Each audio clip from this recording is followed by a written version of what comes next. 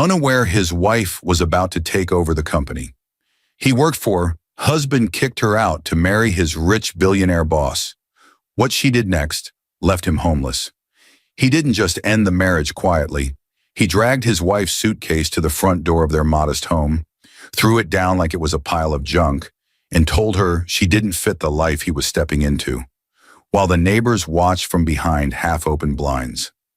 That evening, Emily Parker stood frozen in the doorway, her fingers gripping the handle of the suitcase Daniel had packed for her. Her husband, Daniel, stood in the middle of the living room in a perfectly pressed suit, his eyes colder than she had ever seen them. "Victoria wants me by her side now," he said. "She says I need a partner who matches my future. You don't." Outside, the soft hum of a waiting limo engine filled the quiet street. Two kids on bikes slowed down at the sidewalk. An elderly neighbor pretended to water her plants while staring. Curtains shifted as people peeked out, pretending not to watch a woman being pushed out of her own home. Daniel thought he was trading a small life and a quiet wife for power, luxury, and a future built in glass offices and penthouse views with his rich billionaire boss. He thought Emily would disappear into the background, embarrassed and forgotten. What he never knew was this. Just days before he kicked her out, Emily had sat in a private boardroom, signing documents that would make her the new head of Alden Industries, the very company where he worked so hard to impress Victoria. This isn't just a story about betrayal. It's about what happens when the person everyone pities at the front door is actually the one holding the keys to everything. Dear viewers, if you're still here, don't just watch and scroll. Hit that subscribe button, like this video, and tell me in the comments where you're watching from. The office phone rang 3 times before anyone reacted, but Emily Parker, 32 years old, already had the receiver to her ear, her voice steady, calm, and full of quiet authority. The intensity of the room clashed with her softness. Papers shuffled, managers argued in low, frustrated tones, and someone panicked about a client deadline. But Emily stayed composed, handling every crisis thrown at her like a woman who carried a lifetime of storms on her back. She wasn't born into comfort. She wasn't born into money.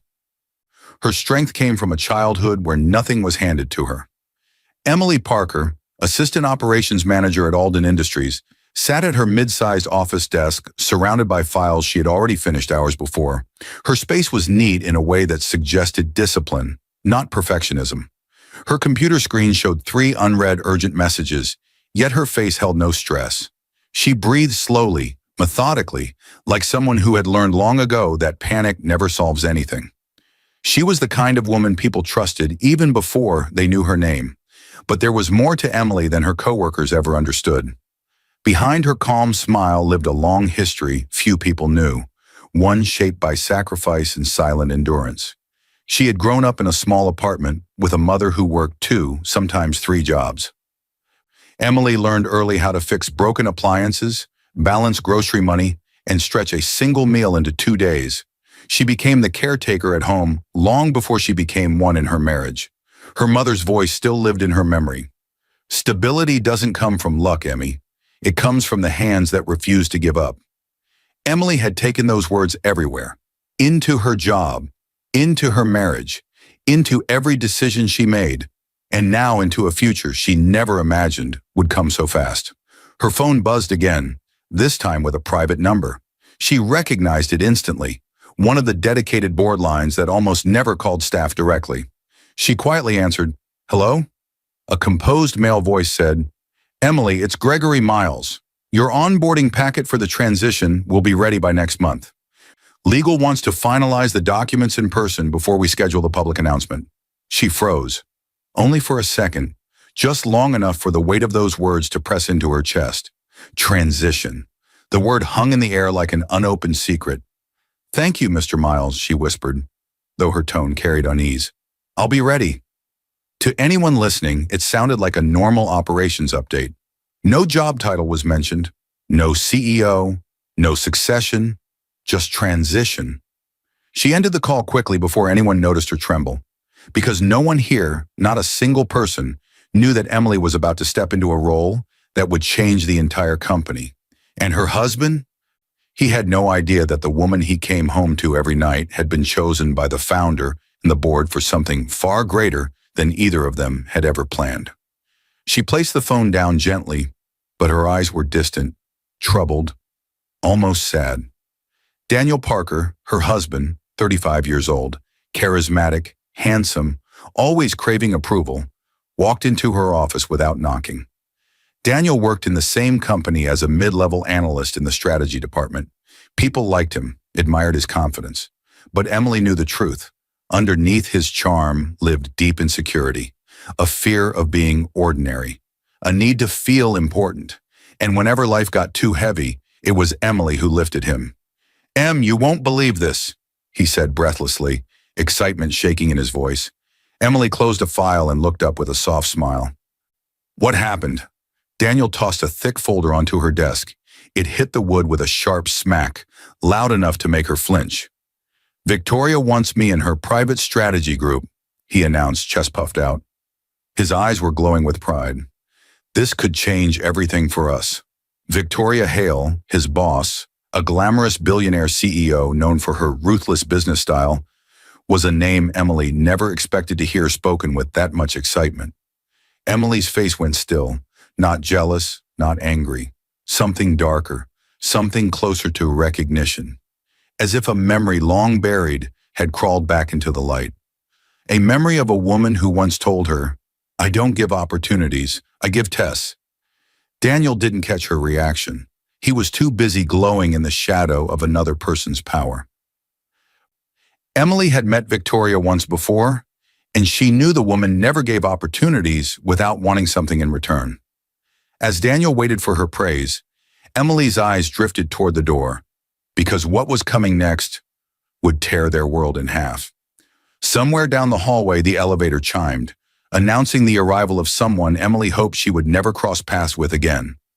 The conference room door burst open with a sharp, startling force. Papers flew, chairs shifted, and voices instantly dropped to silence.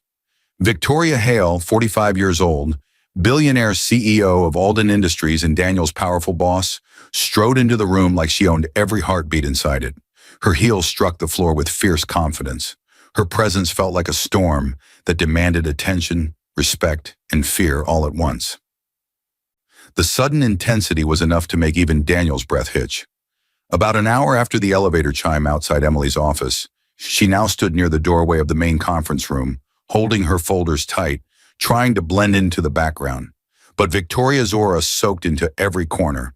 It was impossible not to feel it.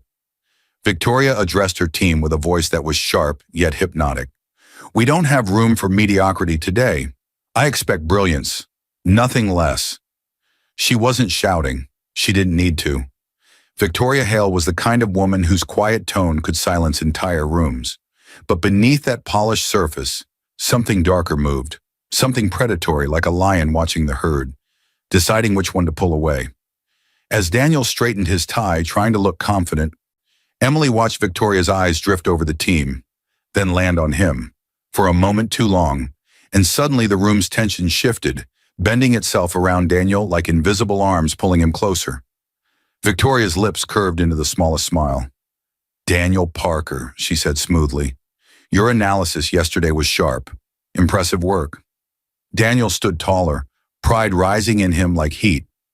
Emily, standing behind him, felt a coldness instead, because she knew that compliment was not about professionalism, not with the way Victoria's gaze traveled. Slow, assessing, intrusive. And Emily recognized that look. She had once been the quiet intern in Victoria's office years ago. She had seen how Victoria picked people apart, how she tested them, shaped them, used them. A memory crashed back so suddenly it felt like she was pulled into it. Emily, then only 22, shy, eager to learn, carefully handed Victoria a stack of reports. Victoria looked her over, not the papers, her. Then she spoke with a cold, cutting certainty. "Weak men crumble under pressure. Strong women thrive in silence."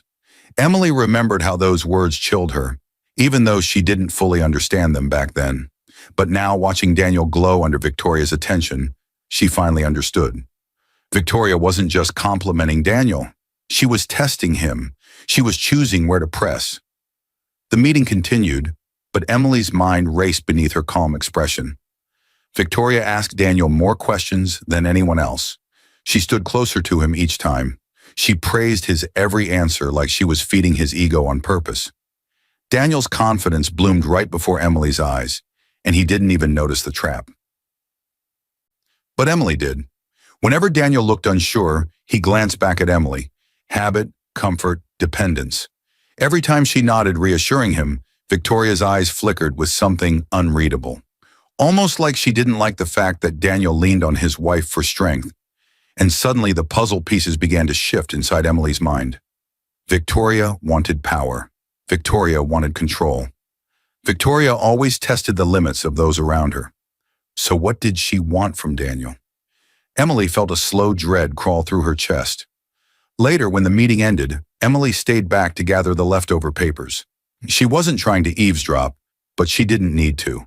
The conference room had emptied out. Only she and Victoria remained. Victoria stepped into the corner of the room with her phone. Emily froze when she heard the first line. The succession announcement will blindside all of them. Her breath caught. Succession? Of who? She dared a tiny step closer, hiding behind a tall cabinet as she stacked files. Victoria's tone dropped lower, sharp and sure. They'll never see it coming, especially him. Emily felt her pulse spike. Especially him. Who was him? Daniel? Another executive?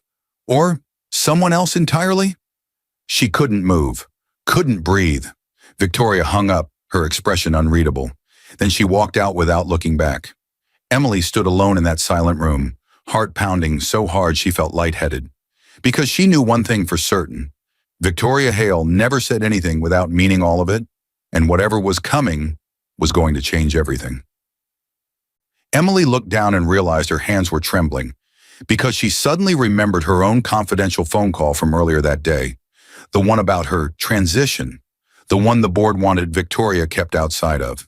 The moment Emily stepped into the small conference room, the tension snapped through the air like a tight wire ready to break. A stack of thick documents lay on the table, stamped with bold red text. Confidential, authorization required. The two men already inside turned sharply toward her, their expressions serious, alert, almost urgent. The first man was Gregory Miles, 58 years old, senior board member of Alden Industries. He was respected, cautious, and known for protecting the company like a father protects a child. The second man, Thomas Reed, 61, was the chief legal officer. He had eyes that missed nothing. Both men stood when Emily entered. Ms. Parker, Gregory said, we need your signature on several items. Mr. Alden wants everything finalized before the public update. There it was, that intensity again, that heavy pressure that came with secrets not meant for ordinary ears. Emily sat down slowly, her heart buzzing with a mix of fear and responsibility. Her hand hovered over the first page, and for a moment she couldn't move. Because this was the moment she had kept hidden for so long. As she picked up the pen, the room's energy shifted, quiet, heavier, almost sacred. Before this day, Emily had never allowed herself to truly absorb what she was stepping into. She remembered the day Mr. Alden, the founder of Alden Industries, first noticed her potential. She had been only 27 back then, still new, still unsure, still believing that success belonged to louder, more confident people. Mr. Alden, now in his late 60s and retired, saw something different, something deeper. He had called her into his office one morning and said, "Talent can be trained, integrity can't. You have both, Emily. This company needs someone like you." He became her mentor. Not openly. He didn't want jealousy or whispers, but he watched, advised, guided, and shaped her into someone the board could trust. Because of her operations role, he quietly asked her to learn more than her job required: internal reporting systems, expense trails, performance metrics. Emily became one of the few people in the company who could read the numbers and understand what they really meant. Years later, when his health began to fail, he made a private decision, one only the board and legal team knew. Emily Parker would succeed him, not because of her name, not because of wealth, not because she demanded it, but because she had earned it with every quiet sacrifice. Every late night, Every problem she solved while others argued. She never bragged about this, not even to Daniel, because the board ordered strict confidentiality until the formal announcement. Even the outgoing CEO was no longer involved. Victoria knew a succession was coming. She had been told only that the board would decide, but not who they had chosen. Gregory gently pushed the documents closer. "You've worked hard for this, Ms. Parker. Don't look so nervous." Emily swallowed. "I'm not nervous, just overwhelmed." Thomas folded his hands. "Mr. Alden trusted you. We trust you. That's why this transition is yours." Transition, the same word she had heard earlier on the phone. She signed the first paper, the second, the third. Every signature pulled her further into a future she had never expected. But the rising tension inside her wasn't from fear. It was from Daniel, her husband, who had no idea he was married to the woman chosen to lead the company he worked for. And Victoria, his influential boss, had no idea either. Emily looked up. "This is dangerous timing. Victoria's getting closer to Daniel. I can see it." Gregory exchanged a glance with Thomas. "Which is why," he said slowly, "you must keep this confidential until the announcement. Not even employees should know, understand?" Emily nodded, though a knot formed in her chest. "Not even Daniel," Thomas added firmly. "If anything happens around him or Victoria, your position must stay separate from it, for your protection and the company's." It wasn't an order meant to hurt her. It was protection. The very foundation of Emily and Daniel's marriage suddenly felt fragile. She finished the last signature and placed the pen down. Her hand shook slightly, betraying her calm exterior. Gregory opened a leather folder. "This contains your preliminary CEO transition briefing. You may review it at home through your secure portal, but remember, your access logs will be monitored. Use it carefully." Emily nodded, trying to steady her breathing. It explained why she had been given extra access to company systems lately. Expense reports, performance dashboards, deeper data than most managers ever saw. Her phone vibrated loudly on the table. She reached for it, expecting a message from her friend, or maybe a reminder. But when she saw the sender's name, her entire world tilted. Daniel. The message preview glowed on the screen. "Victoria invited me to her penthouse tonight. She says it's urgent, says it could fast-track my future." Emily's blood went cold. Her fingers tightened around the phone. Victoria. Penthouse. Urgent. Nothing about that combination felt innocent. She felt something inside her, something she had never felt before, twist into fear and warning. Thomas noticed the change in her expression. "Everything all right?" Emily tried to speak, but the words stuck in her throat, because deep inside she already knew. This was not work-related. This was not harmless. This was not something she could ignore. The cliffhanger struck like thunder. Victoria had made her first move, and Emily, now holding the documents that would change her life forever, knew the next move would be hers. Gregory's voice drifted softly as she walked out. "Be careful, Emily. Victoria doesn't like losing control." Daniel barely had time to steady his breath before the elevator doors slid open with a sharp metallic hiss. The intensity hit him immediately. Victoria Hale's penthouse was nothing like the office where he worked. It was a world built from cold money and dangerous temptation. Glass walls shimmered with city lights. Expensive paintings hung in perfect symmetry. Every object felt chosen, not just bought. Victoria, 45 years old, billionaire CEO, Daniel's boss, and the most commanding woman he had ever met, stood near a marble bar pouring whiskey into 2 crystal glasses. She didn't turn when he entered. She didn't need to. Her presence was magnetic enough that Daniel felt pulled toward her without a word. "Daniel," she said in a low velvet voice, "you're right on time." Her tone made his heart beat faster. He stepped inside, the door silently closing behind him like a trap sealing shut. His throat tightened with something he refused to call fear. Victoria handed him a glass filled with an amber drink that probably cost more than his monthly salary. "To potential," she said. Daniel lifted his glass, feeling suddenly powerful, wanted, important. But deep inside, beneath the pride swelling in his chest, a quiet voice whispered something he didn't want to hear. They sat on opposite ends of a long white sofa. Victoria crossed her legs slowly, elegantly. The room dimmed itself when she picked up a remote, shadows curling around the furniture. "You know," she began, her voice smooth as silk. "Men like you are rare." Daniel blinked. "Men like me? Men who think, men who rise, men who could be far more than what others limit them to." Her words struck him like warm sunlight, but her tone, her eyes, her smile, none of it felt purely about work. Victoria leaned closer. "Your analysis this week? Brilliant. The board noticed. I noticed." Daniel felt heat climb his neck. He tried to remain rational, but flattery like hers was dangerous. Too precise, too focused. "You deserve someone," she paused, "who sees your potential clearly, someone who isn't threatened by it." The implication was sharp enough to cut through glass. He swallowed hard. "My wife supports me." Victoria gave a soft laugh. "Support? Or hiding from your success?" Daniel stiffened. "Emily isn't like that." "Isn't she?" Victoria's voice slipped lower. "Quiet women often hold their husbands back without meaning to. They get comfortable. They ask you to be grateful instead of great." Her words dug into the small insecurities Daniel carried.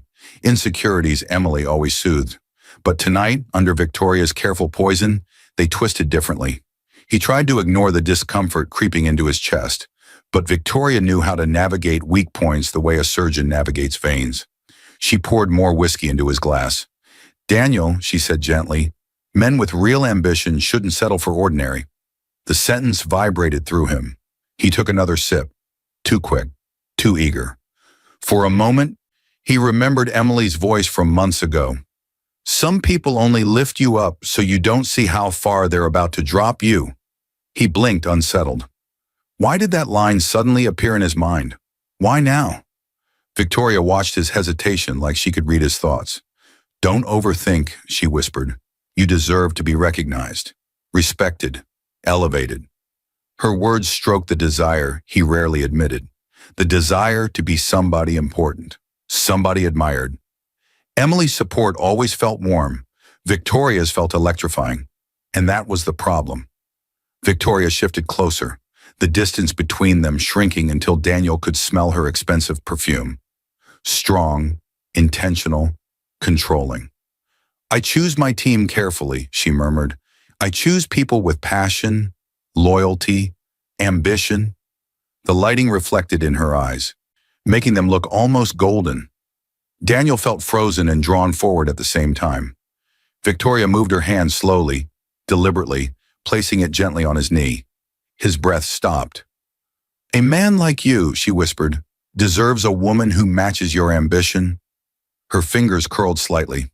Daniel didn't pull away.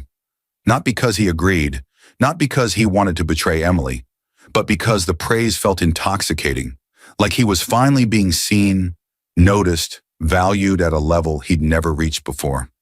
His silence was not a yes, but it wasn't a no, and Victoria always moved in the space between those two. Daniel's heart pounded loud enough to drown out reason itself. Victoria leaned even closer, her breath warm against his ear. "I can take you far, Daniel," she whispered, much farther than she ever could. The words left him stunned. Outside the glass walls, thunder cracked, not in the sky, but in Daniel's chest. For the first time, he wondered what farther truly meant and what it would cost. Victoria reached across the table and slid a sleek black folder toward him. "Come tomorrow," she said softly. "I have something to show you. We can also discuss you staying in the guest suite here for a while. It fits the image we're building." Daniel stared at the closed folder, unaware that opening it and accepting that offer would open the door to a betrayal he could never undo. The front door slammed against the wall so hard that one of the frames beside it tilted. The sound echoed down the quiet street outside. A few seconds later, the door jerked open again, this time not from wind, but from force. Daniel Parker dragged a packed suitcase across the floor and shoved it toward the doorway, the wheels scraping loudly against the wood. Anyone walking past the house could have heard it. Inside, the air was tight with tension. Emily stepped in from the hallway, eyes widening when she saw her luggage near the door. Her suitcase, already zipped, already full, already waiting. Her heart dropped. "Daniel," "What is this?" she asked, voice soft but trembling. He stood in the middle of the living room, wearing the suit he usually saved for big presentations. His tie was perfect. His hair was neat. But his eyes were cold. "I'm done, Emily," he said flatly. "I'm moving on to better things." The words cut through the room like a knife. Emily swallowed hard. "Better things? What does that even mean?" Daniel lifted his chin. "Victoria says I need to build a different image, a stronger one. She says having a wife who doesn't match my future isn't helping. She's offered me the guest suite in her penthouse for now. She wants me close to the center of things." He didn't blink. He didn't flinch. He just stood there, as if the woman who carried him through hard years had suddenly become a problem to solve. Outside the front window, a shadow moved. Mrs. Green, their elderly neighbor, paused with her hand on the mailbox, pretending to check letters she'd already collected. Two teenagers walked past, whispering and glancing at the house. A curtain across the street twitched as someone pulled it back an inch. People were watching, even if they pretended not to. Emily stared at the suitcase, then at him.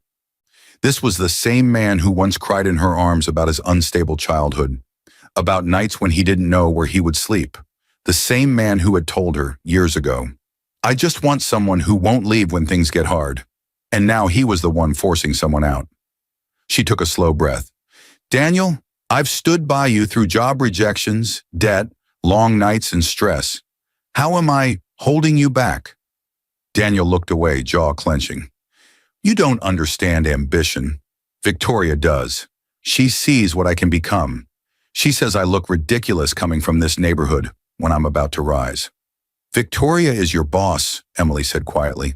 "So?" he snapped. "She's powerful. She believes in me. She says I shouldn't live in a place like this when I could be in something bigger." He gestured around the small but clean living room, as if it offended him. Emily's chest ached, not because of the house, because of what he had become. "You're throwing away a marriage," she whispered, "because your boss told you this home, and I aren't good enough." He didn't answer. He didn't have to. The silence was the answer. Emily reached for the suitcase handle. Her fingers shook, but she lifted it. As she pulled the suitcase outside, the cool evening air hit her face. The street was too quiet, too aware. Mrs. Green pretended to look at her flowers. The teens stopped pretending and openly stared now. A man walking his dog slowed down, eyes moving from Emily's suitcase to the limo parked at the curb. The sleek black limo, the one Victoria had sent. Emily heard the engine running, low and smooth. She didn't have to ask who it was for. Behind her, Daniel stepped onto the porch, adjusting his cufflinks like he was heading to an award ceremony. "Where am I supposed to go?" Emily asked, not accusing, just asking. "You'll manage," he said. "You're strong. You always figure things out." She let out a soft, broken laugh. "Just not strong enough to stand beside you in your new life, right?" He gave no answer. A driver in a black suit stepped out from the front seat of the limo and opened the rear door. Emily could see the leather interior, the soft glow of lights, the world Daniel wanted so badly to enter. "Daniel," she said quietly, "do you really think she cares about you the way I did?" He stiffened. For the briefest second, doubt flickered in his eyes. Then he shut it down. "Goodbye, Emily," he said. He walked past her, down the steps, and into the limo, right in front of the watching neighbors, who pretended to look away and failed. He didn't look back. Not once. The door closed with a low, final thud. The limo pulled away, leaving Emily standing on the step with her suitcase and a street full of silent witnesses. Mrs. Green finally spoke, voice gentle. "Do you need somewhere to stay tonight, dear?" Emily turned, eyes glassy but calm. "Thank you. I'll be fine." As she walked down the sidewalk with her suitcase rolling behind her, her phone buzzed in her hand. It was a new email. From Gregory. She opened it. "Board vote confirmed. Your CEO succession announcement is approved. Communications will request your final sign-off on the press release tomorrow." Emily stopped walking. Her tear stopped too. She lifted her head slowly, the weight of humiliation still heavy, but something stronger rising underneath. The neighbors would remember her as the woman who got kicked out. They had no idea she was about to become the woman who owned the world he was chasing, and neither did Daniel. Emily whispered to herself. One day he's going to walk into a room and see exactly who he threw away. The door to Hannah's apartment burst open with a force Emily didn't intend. Her best friend, Hannah Lewis, 33 years old, graphic designer, loyal and outspoken, rushed forward and grabbed Emily before she collapsed on the floor. Emily, what happened? Why are you shaking? Where's Daniel? Emily couldn't answer. Her breath came in short, quick bursts, as if her lungs were trying to keep her from breaking down completely. Hannah pulled her inside, locking the door behind them, eyes wide with shock. Talk to me, Hannah insisted. What did he do? Emily still wore the same clothes she had on when she left the office and then her home. Her work bag hung from her shoulder, strap twisted from how tightly she had been gripping it. Finally, she spoke, voice thin and fragile. He told me to leave. He said I was holding him back. He said Victoria wants him. The last words came out like something poisonous. Hannah froze. Anger flashed in her eyes. He threw you out? For her? Emily nodded. The intensity of the moment cracked the air in the room. Hannah held her tighter, whispering, Emily, why aren't you fighting back? Why are you just walking away? Emily didn't answer right away. Instead, she sank onto the couch, her mind sinking with her. Everything felt too loud, yet oddly quiet inside her, like a storm just before the thunder.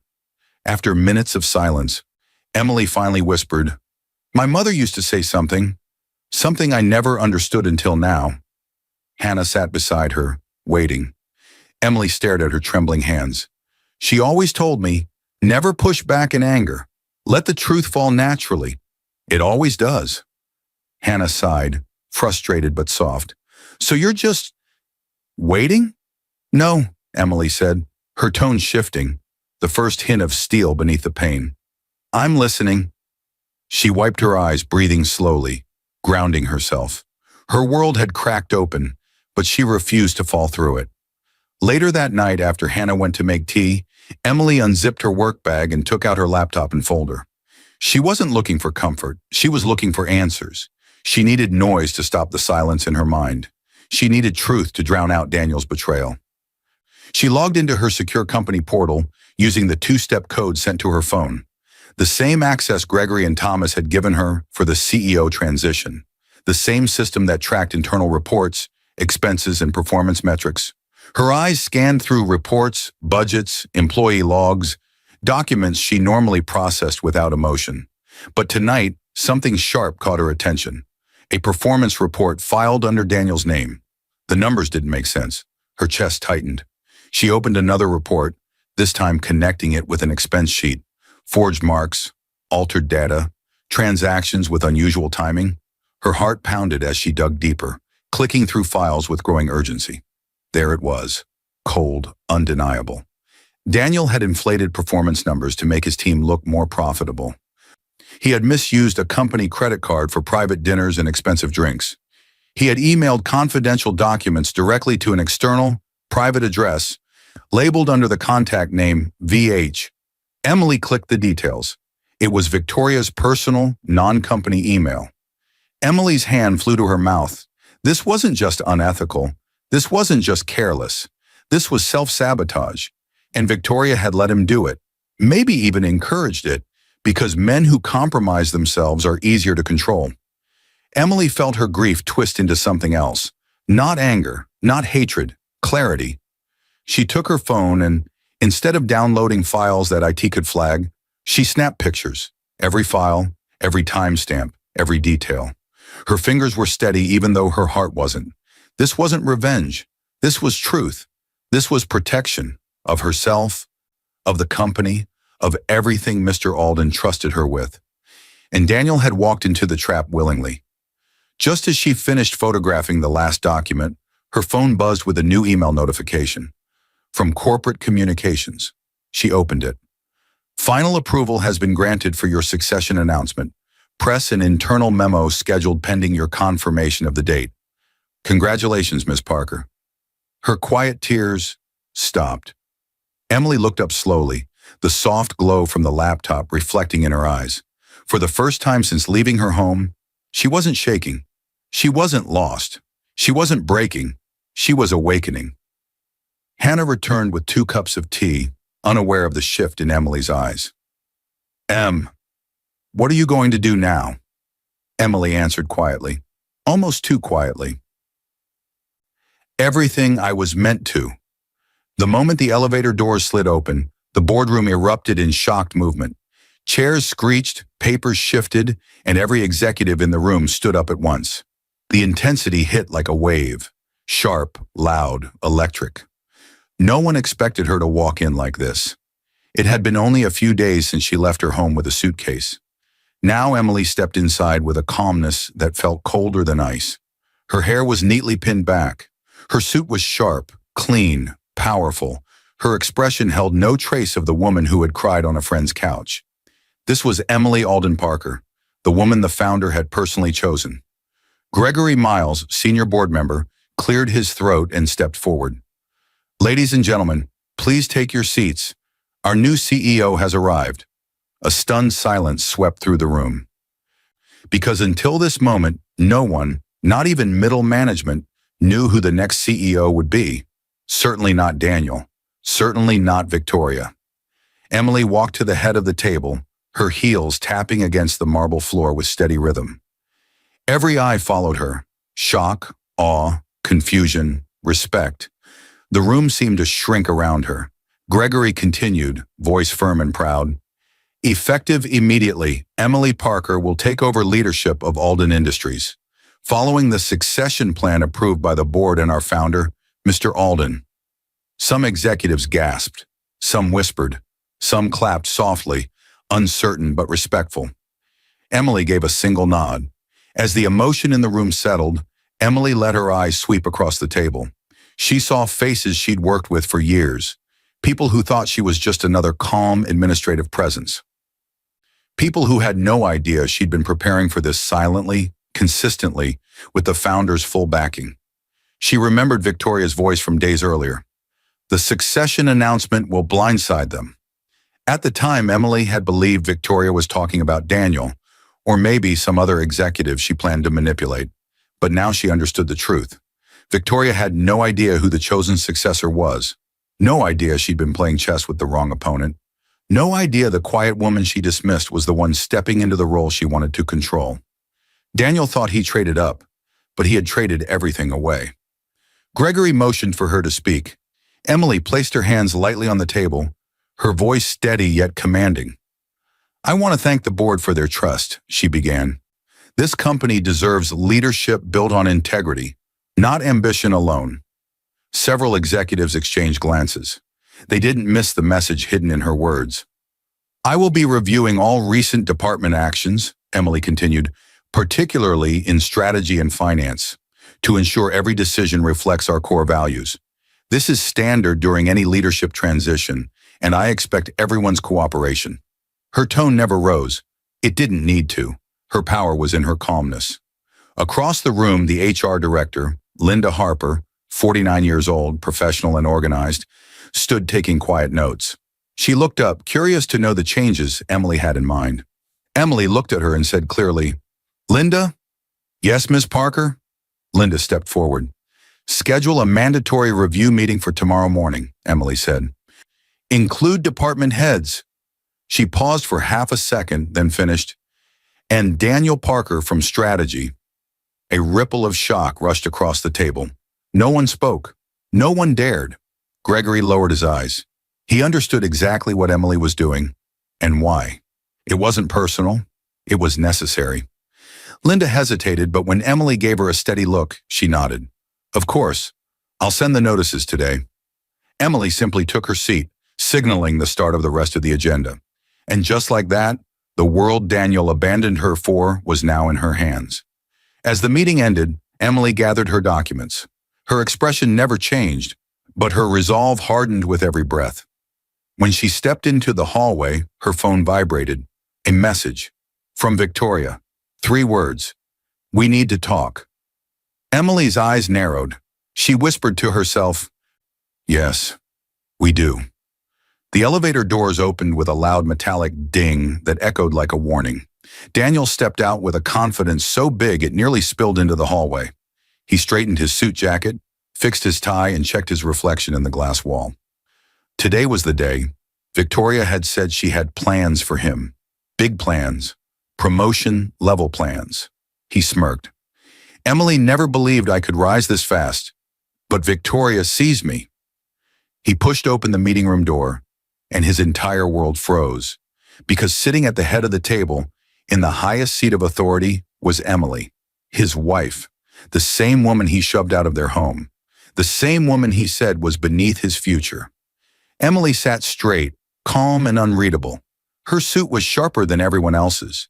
Her presence filled the room without trying. Daniel swallowed hard. What is this? Victoria stood near the window, confusion flashing across her face. This was the first time she had seen Emily in that seat, and she did not like surprises she didn't control. Gregory Miles cleared his throat, his voice deep. Daniel, take a seat. Daniel sat slowly, feeling the room shift around him. His confidence drained. His heartbeat pounded in his ears. Something was wrong, very wrong. Linda Harper from HR sat with a thick folder. The company's legal officer, Thomas Reed, was also present. No one smiled. Victoria remained silent, watching.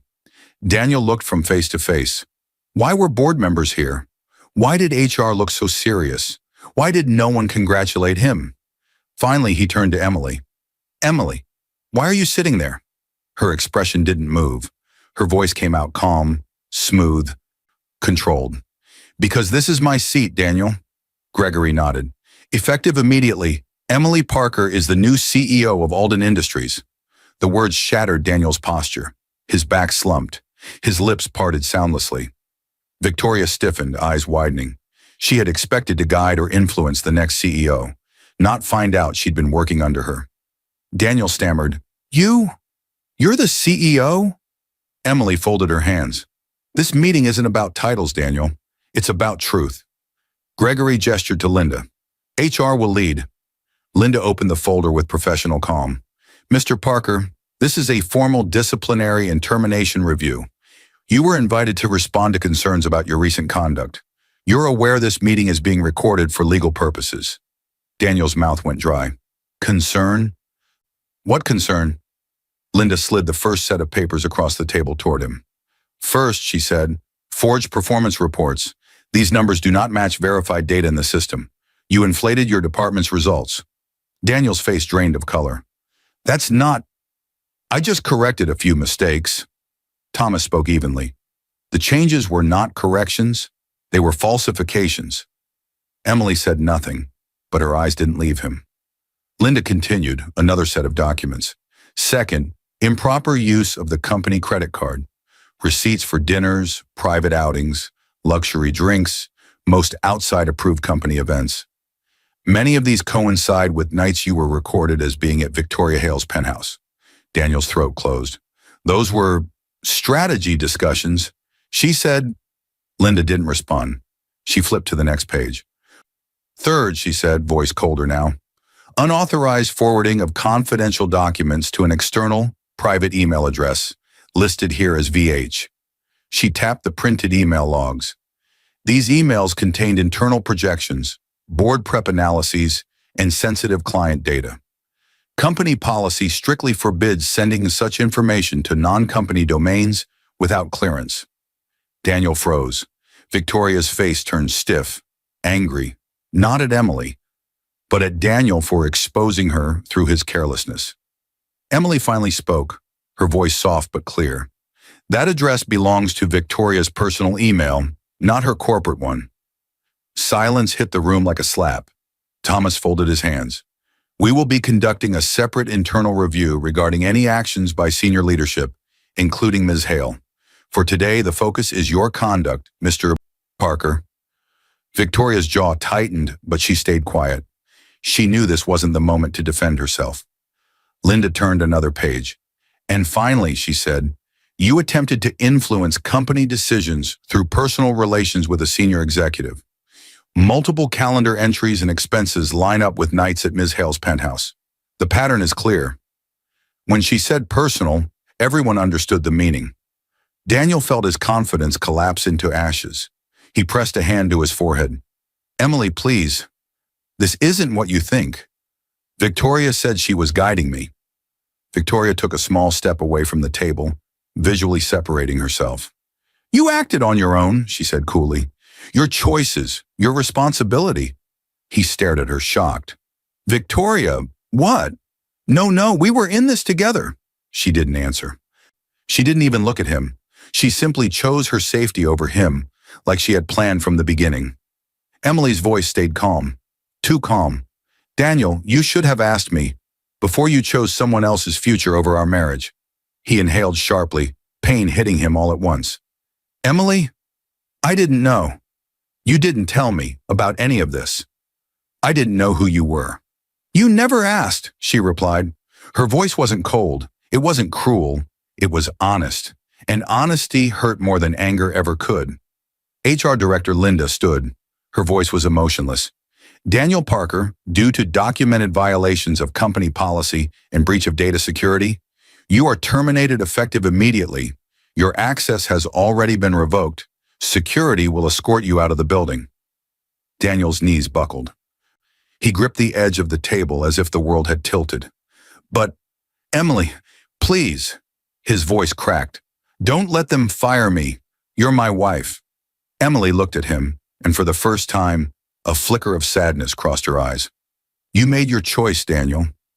The door opened behind him. Security stepped inside. Victoria turned away completely, staring out the window as if he already didn't exist. Daniel's breath shook. Emily, please, don't do this. Emily closed the folder in front of her, though Linda's remained open for the record. Leave the building, Daniel. He stared at her, broken. The man who kicked her out had nowhere to go. As security approached, Emily whispered to herself, This is only the beginning. The night air hit Daniel's face like a slap as he rushed out of the taxi, stumbling toward Victoria's penthouse. He didn't even wait for the car to stop fully before pushing the door open and running forward. He was shaking, angry, desperate, humiliated. He needed answers. He needed comfort. He needed Victoria to tell him this was all a misunderstanding. Ms. Hale invited me. She needs to talk. Move! Daniel snapped at the two guards standing outside the tall glass doors. But the guards didn't move. One of them lifted a hand, blocking his path. Mr. Parker, you're not allowed in the building. Daniel froze. What? I live here. Victoria, she instructed us not to let you in, the guard replied calmly. Your access card has been deactivated. The words hit him like a punch to the ribs. Deactivated, cut off, erased. He tried to laugh. That's impossible. She wouldn't. But the guard pressed a button. The elevator behind him opened, and a maid stepped out. She held a small box. The box Daniel kept his things in. A watch, a few clothes, a spare phone charger. She set it down gently in front of him. Ms. Hale said you should collect your belonging, the guard added. The world spun. Victoria hadn't just distanced herself. She had thrown him out too. The door closed behind the guards, locking him out completely. Daniel backed away slowly, his breath shaking, his pride collapsing like a weak foundation. He clutched the box to his chest. He felt 11 years old again, the day his mother's boyfriend tossed his clothes into the street, the day he stood alone while the door slammed in his face, the day he learned that the people he depended on always left. He thought Emily was different. He thought Victoria was different.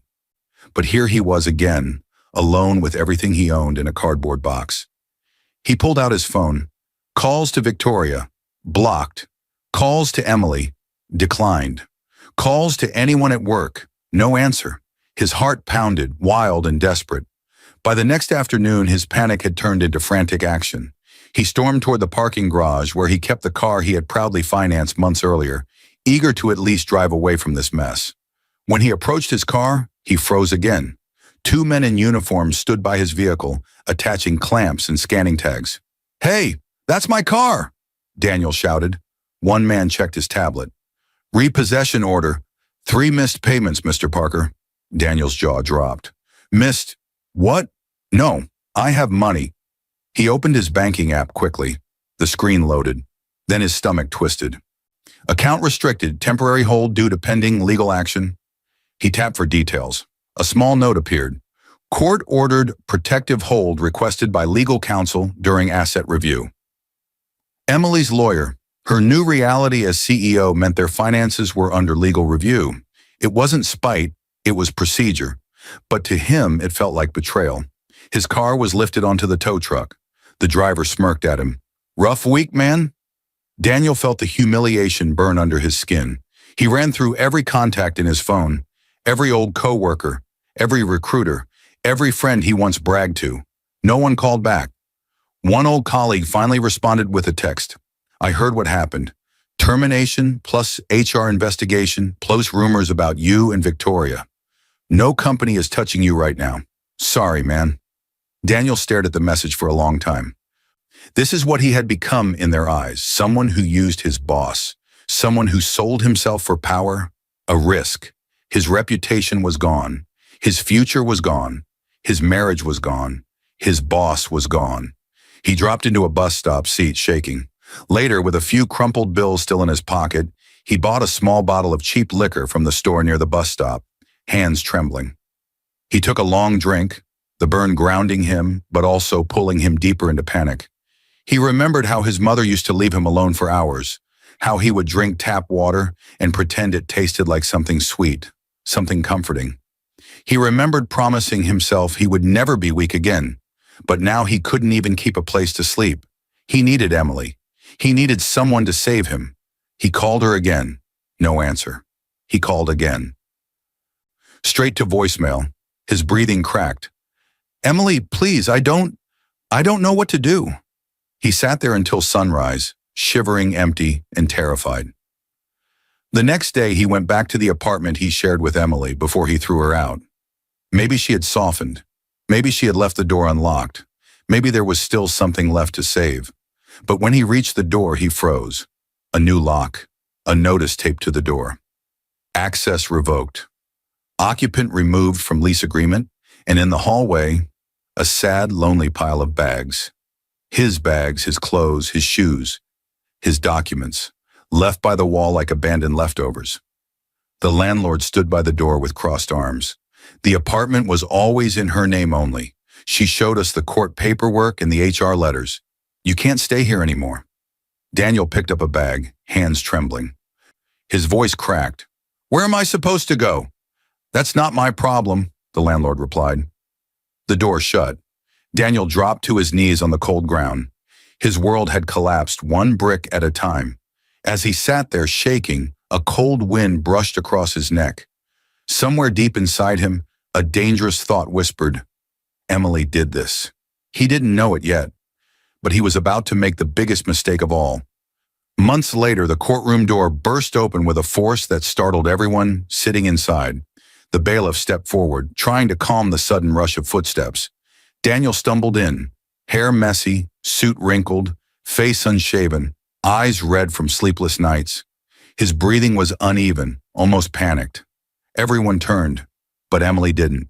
She sat quietly at the petitioner's table, posture straight, hands folded neatly, eyes calm. She looked like the embodiment of peace, controlled, steady, resolute. The complete opposite of the man who once claimed she held him back. The intensity in the room was sharp, like glass under pressure. The judge glanced at Daniel's state and sighed. "Mr. Parker, please take your seat." Daniel sank down, ashamed, his shoulders hunched. The man who once walked with arrogance now looked like he had aged 10 years. Emily kept her eyes on the table, not in cruelty, but in closure. As the judge began reviewing the documents, Daniel's gaze never left Emily. He remembered the night he forced her out, the way she walked away with quiet dignity, the way he didn't even look back as Victoria's limo door closed. Now it was him being thrown out of everywhere. Now it was him nobody looked back for. Now it was him sitting on the edge of losing everything. His voice cracked softly. "Emily, please, can we talk before this starts?" Emily didn't turn her head. Her voice was composed. "We've already said everything we needed to, Daniel." "But I didn't know," he whispered. "I didn't know who you were. I didn't know you were becoming the CEO. I would have stayed." Emily closed her eyes for a small second, more tired than angry. "That," she said gently, "is exactly why I had to leave the marriage. You stayed for status, not love." His heart dropped into his stomach. The judge adjusted their glasses. We have reached the final review of the settlement. Emily nodded politely. Daniel swallowed hard. Mrs. Parker, the judge continued, you are granted the majority of the marital assets due to contributing more than 80% of the household income, demonstrating financial stability, and providing supporting documentation of your role in the company. Daniel looked down. Every number, every document, every timeline, it all proved he gave more excuses than effort. Furthermore, the judge added, given the internal investigation and termination of Mr. Parker from Alden Industries, you are legally protected from Daniel Parker's debts or financial liabilities, including any pending actions connected to his misuse of company resources. Daniel clenched his fists. Victoria had left him with more debt than pride. The judge signed the final document. This marriage is officially dissolved. The sound of the stamp echoed like a gunshot through Daniel's chest. Daniel pushed up from his chair suddenly, voice trembling. Emily, please, I have nothing left. His voice broke. Please don't leave me like this. Please, I don't have anyone. For the first time, Emily looked at him, and the courtroom went so quiet it felt like time paused. Her eyes weren't angry. They weren't cold.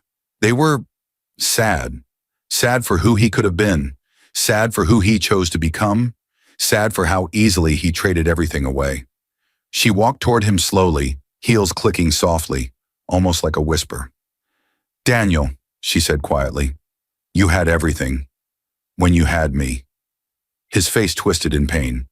I never wanted to see you hurt, she added. But you made choices, and now you're living inside them. She stepped back, and with that, everything ended. Emily walked out of the courtroom into bright daylight. Reporters, executives, and employees waiting outside parted respectfully as she walked toward the company car. She stepped inside and was driven to Alden Industries. The moment she entered the building, employees rose to their feet, not out of fear, out of respect. She walked to her new office, the CEO suite, and took her seat at the desk that once belonged to Mr. Alden. The sunlight behind her made her look like someone who had fought quietly and won loudly. Meanwhile, Daniel sat on a bench outside the courthouse, head in his hands, staring at nothing. Just a suitcase. Just silence. Just the weight of every mistake he ever made. The wind blew lightly, lifting a strand of his hair. He chased power and lost everything. She stayed quiet and rose above them all. Emily's assistant knocked gently on the CEO office door. There's someone here to see you, Miss Parker. Emily looked up quietly. Send them in. The next chapter of her life was ready to begin. I hope you enjoyed watching it as much as I enjoyed creating it. Like, share, and comment on the lessons you've learned. Let me know where you're watching from in the comments below. See you in my next video.